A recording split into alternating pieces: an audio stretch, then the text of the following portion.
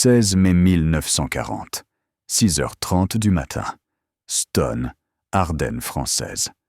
Le capitaine de corvette Pierre Billotte observait à travers ses jumelles la ligne de chars allemands qui avançaient avec une arrogance presque insupportable.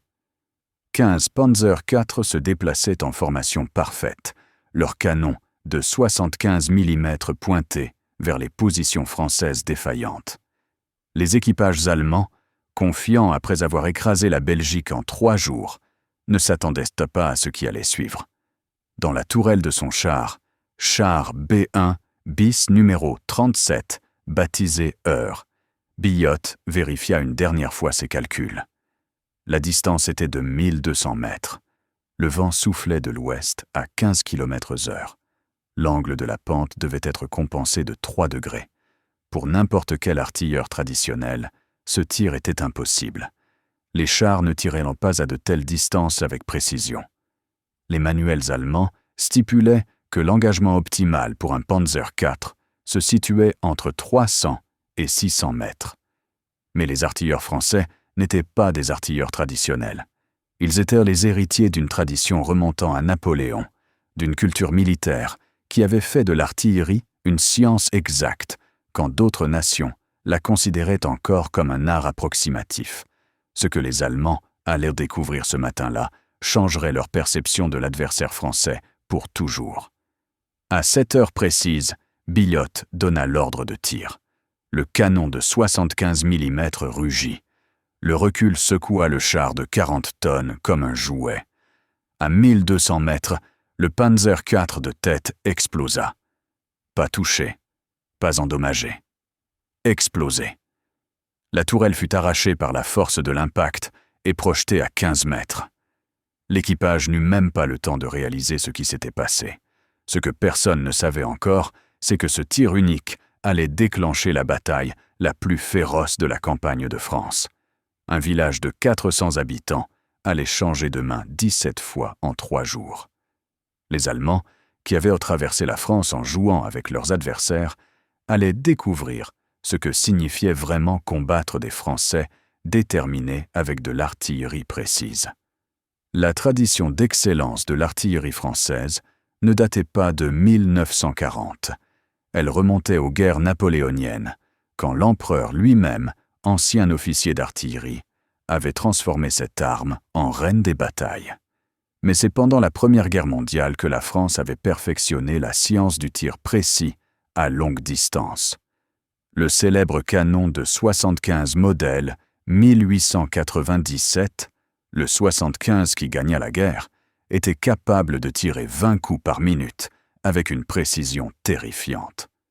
Les artilleurs français avaient développé des tables de tir si complexes qu'elles prenaient en compte la rotation de la terre, la température de l'air, l'humidité et même la densité de la poudre en fonction de son âge. En 1918, à la bataille de Villers-Bretonneux, des artilleurs français avaient détruit des positions allemandes à plus de 8000 mètres avec une précision qui avait stupéfié les observateurs britanniques. Le général Douglas Haig avait personnellement écrit dans son journal que la précision française défie toute explication rationnelle. Il place des obus dans des fenêtres à 5 miles de distance. Cette tradition n'était pas seulement technique, elle était culturelle. Dans l'armée française, les artilleurs suivaient 4 ans de formation mathématique intensive. Ils étudièrent la balistique, la météorologie, la géométrie avancée. Chaque officier d'artillerie devait être capable de calculer mentalement des trajectoires complexes. Les sous-officiers portaient des règles à calcul spécialement conçues qui leur permettaient de résoudre des équations balistiques en quelques secondes. Le capitaine Pierre Danlois, instructeur à l'école d'application de l'artillerie de Fontainebleau, avait écrit en 1938 que l'artillerie française n'est pas une arme de destruction massive. C'est un instrument de précision chirurgicale. Nos hommes sont entraînés à placer un obus dans une fenêtre spécifique d'un bâtiment spécifique à la demande. Cette affirmation, qui semblait être de la vantardise, serait prouvée de manière spectaculaire à Stonne. Quand la guerre éclata en septembre 1939, l'artillerie française était équipée de certains des meilleurs canons au monde. Le canon de 155 mm GPF pouvait tirer à 18 km. Le mortier de 280 mm lançait des projectiles de 200 kg qui pouvaient détruire les fortifications les plus solides. Mais c'étaient les artilleurs eux-mêmes, pas les armes, qui faisaient la différence. Les Allemands, malgré leur réputation d'efficacité militaire, avaient développé une approche différente de l'artillerie. Ils privilégiaient le volume de feu sur la précision. Leur table de tir était simplifiée pour permettre des tirs rapides. La doctrine allemande préconisait de saturer une zone avec des obus plutôt que de viser des cibles spécifiques. Cette philosophie différente reflétait des cultures militaires différentes. Les Allemands avaient perfectionné la guerre de mouvement, le Blitzkrieg, où l'artillerie servait principalement à préparer les attaques blindées. Les Français, traumatisés par la Première Guerre mondiale, avaient développé une approche plus défensive, où chaque obus comptait. Le major Wilhelm Schröder, officier d'artillerie de la 7e Panzerdivision, avait écrit dans son journal le 10 mai 1940 que les Français ont de bons canons mais manquent d'esprit offensif. Leur artillerie est trop lente, trop méthodique. La guerre moderne exige la vitesse, pas la précision. Cette évaluation allait se révéler tragiquement erronée. À Stonne, les conditions étaient idéales pour démontrer la supériorité de la précision sur le volume. Le village, perché sur une colline à 250 mètres d'altitude, dominait la vallée de la Meuse. Qui contrôlait Stonne contrôlait les routes d'approvisionnement vitales pour la percée allemande à Sedan. Les Allemands devaient prendre le village. Les Français devaient le tenir. Le 15 mai au soir, après que Biot eut détruit le premier Panzer à 1200 mètres, les Allemands réalisèrent qu'ils affrontèrent quelque chose d'inattendu. Le rapport de bataille de la 10e Panzerdivision notait que l'ennemi dispose d'artillerie blindée, capable de tirs précis à longue distance. Les tactiques d'engagement habituelles ne s'appliquent pas. La nuit du 15 au 16 mai, les deux camps se préparèrent pour ce qui allait devenir l'une des batailles les plus brutales de la campagne de France. Les Allemands amenèrent des renforts, y compris des canons anti-chars de 88 mm, les redoutables Flak qui pouvaient percer n'importe quel blindage français. Les Français, de leur côté, positionnèrent leur artillerie avec un soin mathématique. Le commandant Georges Chanson, chef de batterie du 3e régiment d'artillerie coloniale, passa la nuit à calculer les coordonnées de tir pour chaque approche possible du village. Il utilisa une carte au 25 millième, un rapporteur d'artillerie, et une règle à calcul. Pour chaque position allemande probable, il prépara des solutions de tir complètes, incluant l'angle d'élévation, la charge de poudre et le type de fusée. À l'aube du 16 mai, quand les Allemands lancèrent leur première attaque majeure sur Stonne, ils découvrirent ce que signifiait affronter l'artillerie française préparée. 40 Panzers avançaient en 3 vagues. Les artilleurs français les laissèrent approcher jusqu'à 1000 mètres, puis ouvrirent le feu.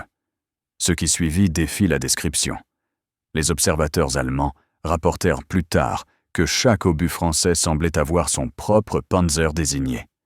Il n'y avait pas de tir de barrage aléatoire, pas de saturation. Juste une succession méthodique de coups au but. Le lieutenant Hans Weber, survivant de la première vague, témoigna après sa capture que c'était comme être dans une galerie de tir, où nous étions les cibles. Il ne ratait jamais. En 20 minutes, les Français détruisirent ou endommagèrent 27 chars allemands. Les survivants battirent en retraite dans le désordre, certains équipages abandonnant leurs véhicules intacts, tellement ils étaient terrifiés par la précision mortelle du tir français. Le général Heinz Guderian, commandant des forces blindées allemandes dans le secteur, reçut le rapport avec incrédulité. « Comment est-ce possible ?» demanda-t-il à son chef d'état-major. « Nos chars ont une portée de tir supérieure. Nous avons la supériorité numérique. Comment perdons-nous 27 chars contre un village défendu par peut-être 30 canons ?» La réponse était simple mais révolutionnaire. Les Français ne tiraient pas au hasard. Chaque coup était calculé, visé, ajusté.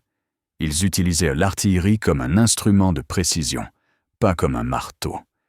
Et dans les conditions de Stonne, avec des lignes de vue claires, et des positions préparées, cette approche était dévastatrice.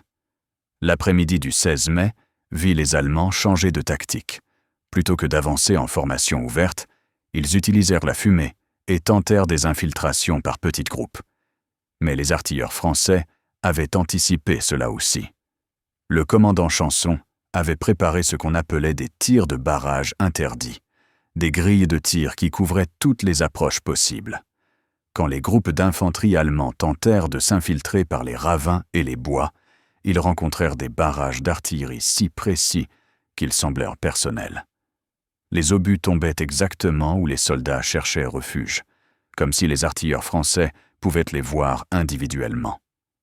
En réalité, c'était presque le cas. Les observateurs français, positionnés dans le clocher de l'église de Stonne et dans des arbres autour du village, communiquaient les positions allemandes avec une précision extraordinaire. Ils utilisaient un système de coordonnées développé pendant la Première Guerre mondiale qui permettait de désigner n'importe quel point du terrain avec une précision d'1 mètre. Le soldat Wilhelm Hoffmann de la 3e division d'infanterie motorisée écrivit dans son journal que les Français semblent savoir où nous sommes avant que nous le sachions nous-mêmes. Nous cherchons refuge derrière un mur, et 3 secondes plus tard, un obus explose exactement à cet endroit. Ce n'est pas de la chance, c'est de la sorcellerie. Mais ce n'était pas de la sorcellerie, c'était des mathématiques, de l'entraînement, et une tradition d'excellence qui remontait à plus d'1 siècle. Les artilleurs français effectuaient mentalement des calculs que les Allemands faisaient avec des tables et des graphiques. Ils pouvaient ajuster le tir plus rapidement, réagir plus vite aux mouvements ennemis. Le 16 mai au soir, Stonne était toujours aux mains des Français. Les Allemands avaient perdu 43 chars et plus de 300 hommes. Les Français avaient perdu 4 canons et environ 80 hommes. Mais les Allemands n'abandonnaient pas facilement. Guderian ordonna une attaque nocturne, quelque chose de rare pour les forces blindées allemandes. À 22 heures, sous un clair de lune presque complet, les Allemands attaquèrent de nouveau. Cette fois, ils utilisèrent des fusées éclairantes et concentrèrent toute leur artillerie sur les positions françaises connues. Le bombardement dura 1 heure, consommant plus d'obus que les Allemands n'en tiraient normalement en 1 journée. Quand l'infanterie allemande entra dans Stonne, à 23h30, ils trouvèrent un village en ruine, mais toujours défendu. Les combats devinrent un cauchemar urbain de combat, maison par maison. Mais même là, l'artillerie française fit la différence. Les canons de 75 mm tiraient à vue directe dans les rues, transformant chaque carrefour en zone de mort. Le Feldwebel Ernst Müller témoigna après la guerre que nous avons pris la place de l'église 3 fois. 3 fois, l'artillerie française nous en a chassés. Ils tiraient des obus qui explosaient au-dessus de nos têtes, remplissant les rues de shrapnel. Nous ne pouvions pas rester. Nous ne pouvions pas avancer. Nous pouvions seulement mourir. À 3 heures du matin, le 17 mai, les Allemands contrôlaient la moitié nord de Stonne. Les Français tenaient la moitié sud. Entre les deux, une ligne de maisons en ruine où personne ne pouvait survivre plus de quelques minutes. La bataille était dans l'impasse, mais l'artillerie française continuait à exiger un tribut terrible. Le commandant Chanson avait perdu le contact avec 2 de ses batteries pendant le bombardement allemand. Mais les 4 batteries restantes continuaient à tirer avec une précision mécanique. Elles avaient tiré plus de 2000 obus depuis le début de la bataille. Les servants étaient épuisés, les canons surchauffés. Mais ils continuaient. Ce que les Allemands ne réalisaient pas, c'est que chaque minute qu'ils passaient à Stonne était une minute de gagner pour l'armée française, qui tentait désespérément de colmater la brèche à Sedan.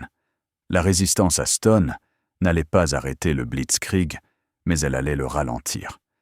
Et dans cette guerre de vitesse, même quelques heures comptaient. Le 17 mai à l'aube apporta une nouvelle phase de la bataille. Les Allemands, frustrés par leur incapacité à prendre complètement le village, amenèrent leur artillerie lourde. Des obusiers de 150 mm commencèrent à pilonner systématiquement chaque bâtiment encore debout. Les Français répondirent avec leurs propres canons lourds y compris plusieurs mortiers de 280 mm. Ce qui rendit le tir français si mortel n'était pas seulement la précision, mais aussi la sélection intelligente des munitions. Les artilleurs français utilisaient différents types d'obus pour différentes cibles.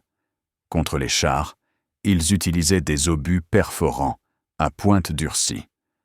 Contre l'infanterie en terrain découvert, des obus explosifs avec fusées réglées pour exploser au-dessus du sol. Contre les positions fortifiées, des obus retardés qui pénétrèrent les murs avant d'exploser. Cette sophistication dans l'emploi des munitions était le résultat de décennies d'expérimentation et de doctrine. Les manuels d'artillerie français contenaient des centaines de pages sur la sélection appropriée des obus et des fusées. Les artilleurs allemands, en comparaison, utilisaient principalement des obus explosifs standards pour toutes les cibles.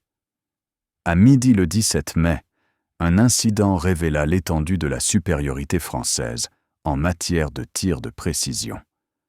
Un groupe de commandement allemand, comprenant 2 généraux et leurs états-majors, s'installa dans une ferme à 3 km de Stonne, pensant être bien hors de portée. Un observateur français dans un ballon d'observation repéra le groupe et transmit les coordonnées. 15 minutes plus tard, 3 obus de 155 mm s'abattirent sur la ferme avec une précision chirurgicale. Le premier détruisit le toit. Le deuxième explosa à l'intérieur du bâtiment. Le troisième scella les issues. Les 2 généraux survécurent miraculeusement, mais 6 membres de leurs états-majors furent tués et 9 blessés. Ce qui terrifia les Allemands ne fut pas tant les pertes que la précision. 3 obus, 3 impacts directs sur un bâtiment spécifique à 3 km. Le général Hermann Balck, qui commandait la 1re division de fusiliers, écrivit plus tard que c'était alors que j'ai réalisé que nous affrontions des artilleurs d'une classe différente. Ils ne tiraient pas au hasard, ils chassaient. L'après-midi du 17 mai vit la bataille atteindre son paroxysme. Les Allemands, déterminés à en finir, engagèrent la Großdeutschland, leur régiment d'élite. 2000 des meilleurs soldats allemands, soutenus par 50 chars et l'intégralité de l'artillerie divisionnaire, lancèrent un assaut coordonné sur Stonne. Les Français, réduits à moins de 300 hommes valides et avec moins de 20 chars opérationnels, se préparèrent pour ce qui semblait être le coup final. Mais ils avaient un avantage que les Allemands n'avaient pas anticipé. L'artillerie française, bien que réduite, était maintenant parfaitement calibrée. Chaque canon connaissait exactement la distance, l'angle et la charge nécessaire pour chaque point d'approche. À 15 heures, l'assaut allemand commença. L'artillerie allemande tira un barrage roulant, une avalanche d'obus censée détruire toute résistance. Mais les Français s'étaient abrités dans des caves profondes, attendant que l'orage passe. Quand l'infanterie allemande avança derrière le barrage, elle trouva les défenseurs français remontés en position et prêts. Ce qui suivit fut un massacre méthodique. Les artilleurs français, guidés par des observateurs qui n'avaient jamais abandonné leur poste malgré le bombardement, commencèrent à démolir l'attaque allemande pièce par pièce. Les chars étaient touchés à 1000 mètres. L'infanterie était brisée par des tirs de barrage qui tombaient avec une précision de métronome. Le lieutenant Franz Weber, officier de la Großdeutschland, qui survécut à l'attaque, témoigna en captivité que nous avancions en bon ordre. Soudain, des obus commencèrent à tomber exactement sur notre ligne. Pas devant, pas derrière. Sur nous. Les explosions marchaient avec nous. J'ai ordonné à mes hommes de se disperser. Les obus se dispersèrent aussi. C'était comme s'ils savaient. En 2 heures, l'élite allemande fut saignée à blanc. La Großdeutschland perdit 400 hommes et 17 chars. Elle prit 50 mètres de terrain. À 17 heures, les survivants se replièrent, choqués et démoralisés. Pour la première fois depuis le début de la campagne de France, une unité allemande d'élite avait été repoussée avec de lourdes pertes par des Français inférieurs en nombre. Ce soir-là, le général Guderian lui-même visita le front de Stonne. Il interrogea personnellement les officiers survivants. Leurs rapports étaient unanimes. L'artillerie française était d'une précision inimaginable. Elle rendait toute manœuvre conventionnelle impossible. Un major déclara franchement que nous ne pouvons pas prendre ce village sans perte, que nous ne pouvons pas nous permettre. Guderian, pragmatique, ordonna de contourner Stonne. Le village avait déjà coûté trop de temps et trop d'hommes. Les Français pouvaient le garder. Mais cette décision, prise par l'un des plus brillants généraux blindés d'Allemagne, était en soi une victoire française. Ils avaient payé un prix si élevé que même Guderian recula. La bataille de Stonne continua encore 2 jours, mais l'intensité diminua. Les Allemands se contentèrent de contenir les Français, pendant que leur force principale continuait vers l'ouest. Le 25 mai, quand l'ordre de retraite générale fut donné, les survivants français quittèrent Stonne, le village qu'ils avaient défendu pendant 10 jours, contre des forces 10 fois supérieures. Les statistiques finales de la bataille de Stonne révèlent l'efficacité mortelle de l'artillerie française. Les Allemands perdirent au moins 120 chars détruits ou gravement endommagés. Plus de 2000 hommes furent tués, blessés ou portés disparus. Les Français perdirent environ 600 hommes et 37 chars. Le ratio était stupéfiant. Mais au-delà des chiffres, la bataille avait démontré quelque chose d'important. La précision pouvait vaincre la quantité. La compétence pouvait compenser l'infériorité numérique. Et l'artillerie française, quand elle était bien employée, était l'arme la plus mortelle du champ de bataille. Le respect allemand pour l'artillerie française ne fit que croître après Stonne. Dans les semaines suivantes, les unités allemandes qui avaient combattu à Stonne circulèrent des notes d'avertissement à d'autres formations. Le Feldwebel Hans Schmidt écrivit dans un rapport que si vous voyez des positions d'artillerie française préparées, n'attaquez pas de front. Leur tir est trop précis. Ils vous détruiront avant que vous ne les atteigniez. Cette réputation n'était pas limitée à Stonne. Partout en France où l'artillerie française était bien positionnée et bien commandée, elle infligeait des pertes disproportionnées. À Lille, des batteries françaises tinrent en échec toute une division allemande pendant 4 jours. À Saumur, les cadets de l'école de cavalerie utilisèrent des canons anti-chars avec une telle précision qu'ils arrêtèrent une colonne blindée pendant 48 heures. Ce qui rendait ces exploits encore plus remarquables, c'est qu'ils furent accomplis alors que la France s'effondrait autour d'eux. Les lignes de communication étaient rompues. Les chaînes de commandement étaient brisées.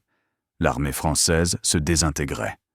Pourtant, les artilleurs continuaient à combattre avec une compétence professionnelle qui gagnait même le respect de leurs ennemis. Le général Erwin Rommel, dont la 7e Panzer-Division traversa la France comme un couteau dans du beurre, écrivit dans une lettre à sa femme que l'artillerie française est excellente. Leurs artilleurs sont courageux et compétents. Si toute l'armée française combattait comme leurs artilleurs, nous aurions de sérieux problèmes. Cette excellence ne disparut pas avec la défaite de la France. Quand l'armée française se reconstitua en Afrique du Nord, l'artillerie resta son arme la plus redoutable. Les artilleurs français combattirent en Tunisie, en Italie et en France libérée, avec la même précision mortelle qu'ils avaient démontrée à Stonne. En Tunisie, les batteries françaises du 164e régiment d'artillerie détruisirent 23 chars allemands en une seule journée à Kasserine. En Italie, l'artillerie française soutint l'assaut du Monte Cassino avec des tirs si précis que les commandants alliés demandèrent spécifiquement des unités françaises pour les missions délicates. Pendant la libération de la France, les artilleurs français revinrent à Stonne et trouvèrent le village toujours en ruine, monument à leur résistance désespérée de 1940. Les Américains, combattant aux côtés des Français en 1944 et 1945, furent impressionnés par la compétence de l'artillerie française. Le général George Patton, lui-même ancien officier d'artillerie, déclara que les artilleurs français sont les meilleurs tireurs que j'ai jamais vus. Ils peuvent placer un obus dans une boîte de conserve à 10 miles. Cette réputation était méritée. Lors de la bataille de Colmar en janvier 1945, L'artillerie française détruisit un bataillon de panzergrenadiers qui tentait de contre-attaquer. 75% des pertes allemandes furent causées par l'artillerie. Les survivants allemands rapportèrent que c'était comme Stone. Ils savaient exactement où nous étions. La tradition d'excellence de l'artillerie française survécut à la guerre et influença profondément l'OTAN pendant la guerre froide. Les doctrines françaises de tir de précision furent étudiées et adoptées par d'autres armées. Les systèmes de coordonnées et les tables de tir développées par les Français devinrent standards dans plusieurs armées occidentales. Dans les années 1960, quand l'artillerie commença sa transition vers les systèmes guidés par ordinateur, les Français étaient à l'avant-garde. Ils avaient toujours compris que l'artillerie était une science, pas un art. L'introduction des ordinateurs ne fit que confirmer ce qu'ils savaient depuis Napoléon. La précision gagne les batailles. En 1985, lors d'une réunion de vétérans français et allemands à Stone, d'anciens ennemis se retrouvèrent sur le champ de bataille où ils s'étaient combattus 45 ans plus tôt. Le général Wilhelm Ritter von Thoma, qui avait commandé des unités blindées à Stone, serra la main du commandant Georges Chanson, maintenant âgé de 82 ans. Von Thoma déclara devant les caméras que nous pensions avoir la meilleure armée du monde.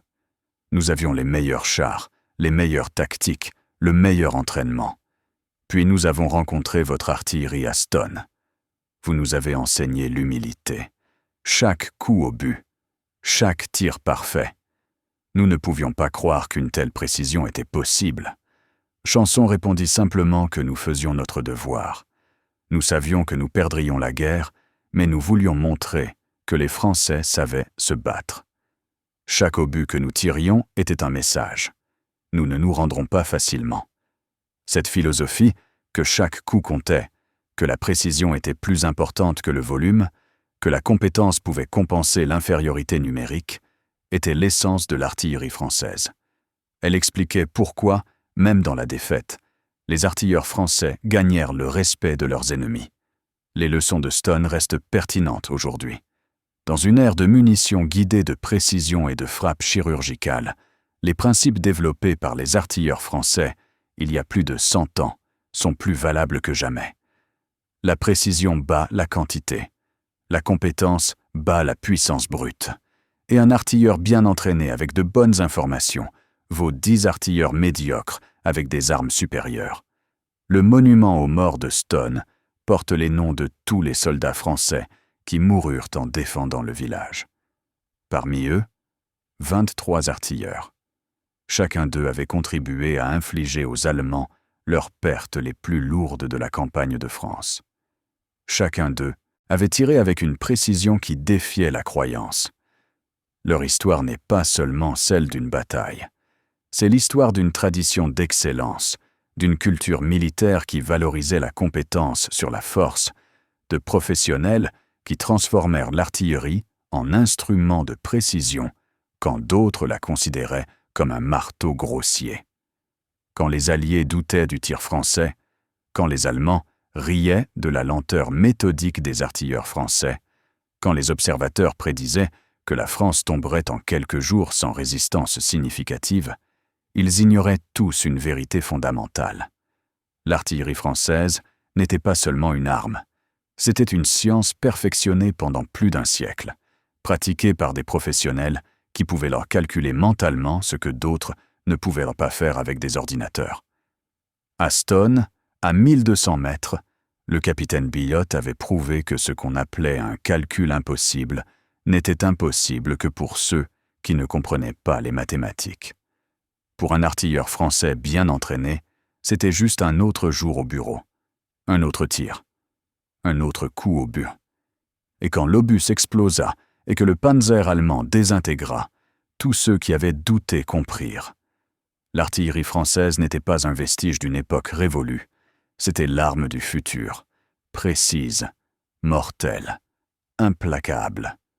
Les Allemands avaient ri jusqu'à ce qu'ils cessent de rire, jusqu'à ce que leurs chars brûlent, jusqu'à ce que leurs hommes meurent, jusqu'à ce qu'ils réalisent que les Français ne tiraient pas au hasard.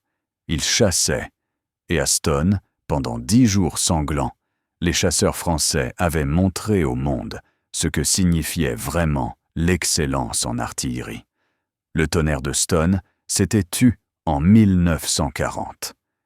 Mais son écho résonnait encore dans les salles de classe des écoles d'artillerie du monde entier, où les instructeurs racontaient l'histoire de la bataille, où la précision française avait brisé l'arrogance allemande, où des calculs impossibles étaient devenus réalité, où quelques centaines de Français avaient tenu tête à une armée avec rien d'autre que leurs compétences, leur courage et leurs mathématiques. C'était la victoire qu'on ne pouvait pas leur enlever, même dans la défaite.